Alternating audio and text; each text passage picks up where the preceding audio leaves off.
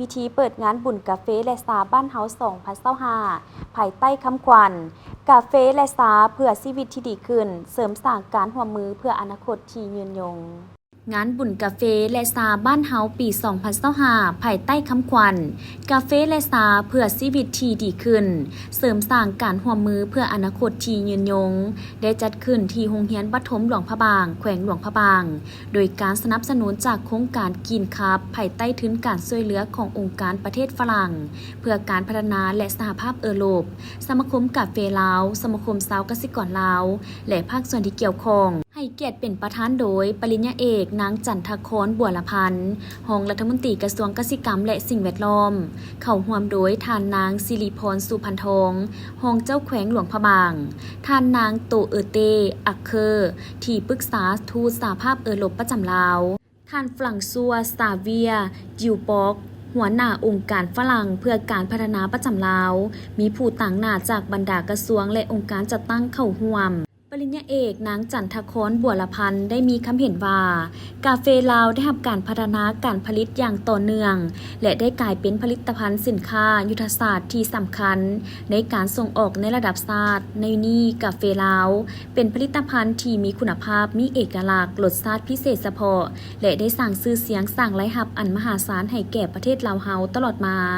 ผลิตภัณฑ์ซาลาวก็เช่นกันได้มีบทบาทสำคัญในการพัฒนาเศรษฐกิจสังคมของท้องถิ่นชนบทที่ติดพันกับการดำรงชีวิตของชนเผ่าทางภาคเหนือ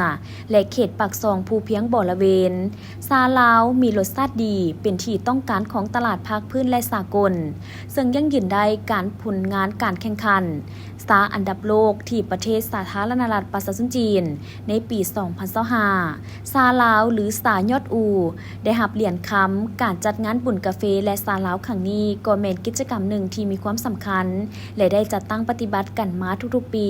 เพื่อเป็นการโฆษณาส่งเสริมผลงานการจัดตั้งปฏิบัติเวียกงานการผลิตกาเฟและซาในใส่หับใจสังคมและส่งเสริมการส่งออกสู่ตลาดสากลและเพิ่มทวีการเปิดกว้างการพัวพันร่วมมือกับต่างประเทศโดยเฉพาะด้านเศรษฐกิจและการค้าขายในระดับภาคพื้นและสากล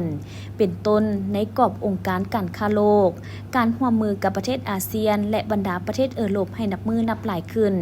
และในงานครั้งนี้มีผู้เข้าร่วมวางแสดงผลิตภัณฑ์จำนวน30บูธกาเฟ13บูธและซา17บูธในพิธีทานประธานพร้อมด้วยแขกบุคคลสำคัญได้พร้อมกันหดน้ำต้นกาเฟและซาเพื่อเปิดงานดังกล่าวอย่างเป็นทางการพร้อมทั้งอย่างสมบรรดาบูธวางแสดงผลิตภัณฑ์กาเฟและซาลาวในพิธีได้รับฟังการรายงานความเป็นมาของโครงการกินครับการก้าวเกี่ยมในการสนับสนุนแขนงกาเฟและซาลาวและการขึ้นรายงานการสนับสนุนและแผนงานติครับในแขนงกาเฟและซาลาวในตอนท้ายก็ได้มีการหับฟังปัจจัยต่างๆที่พาให้กาเฟและซาลาวได้หับรางวัลพร้อมทั้งซิมรสชาติกาเฟที่ได้หับรางวัลชนะเลิศจากการแข่งขันกาเฟหมักซ้อมประจำปี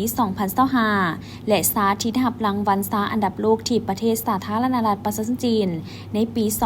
2025จากนั้นก็ได้มีการเที่ยวชมและลองซิมรสชาติของซากาเฟจากบรรดาหารค้าที่เข้าร่วมวางแสดงพร้อมทั้งหับชมการประกวดแข่งขันทรงซาและกาเฟจากวัยหนุ่มลาวตื่มอีก